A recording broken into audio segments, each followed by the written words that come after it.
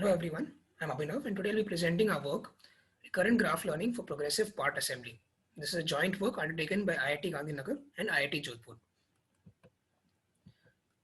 Given the input part point clouds of an object, our objective is to predict rotations and translations to assemble the complete shape. We do this in the absence of prior semantic knowledge of the component parts. The assembly is progressive, it proceeds in a consistent top to bottom ordering.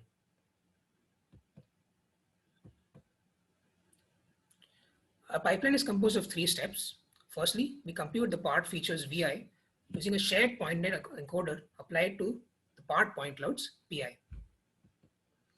We then create a fully connected graph connecting all nodes Vi and Vj and compute an edge message Eij for each of them.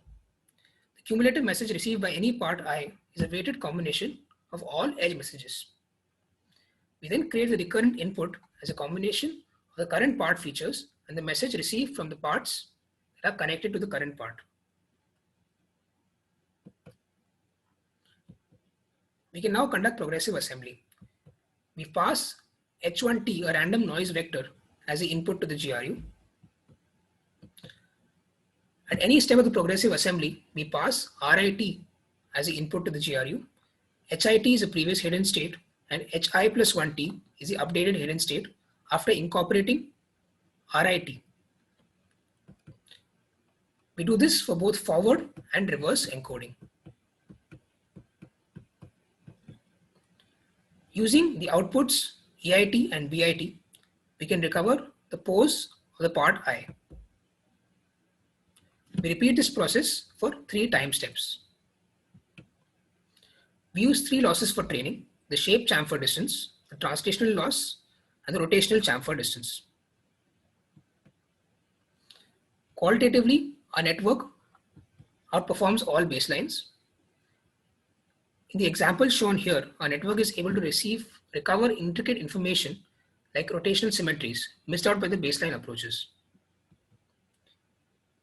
In the lamp and table, we're able to predict connectivity between fine-grained parts correctly.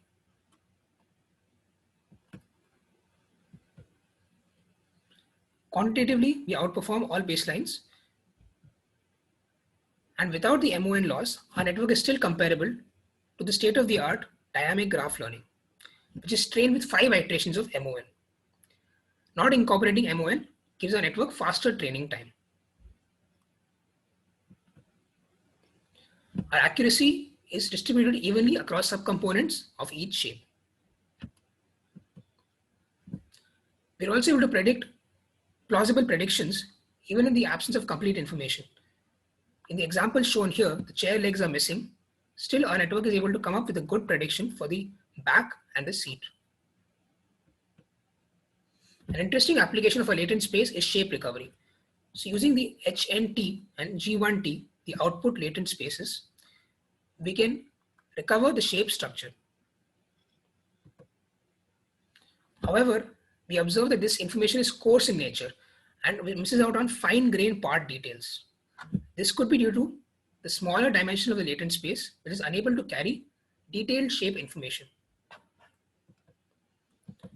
Our approach motivates an interesting application of part reordering, which is given randomly ordered parts, sorting them in the consistent top to bottom ordering, which is proved to be useful for assembly.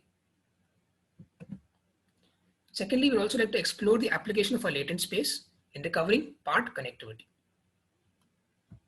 Thank you.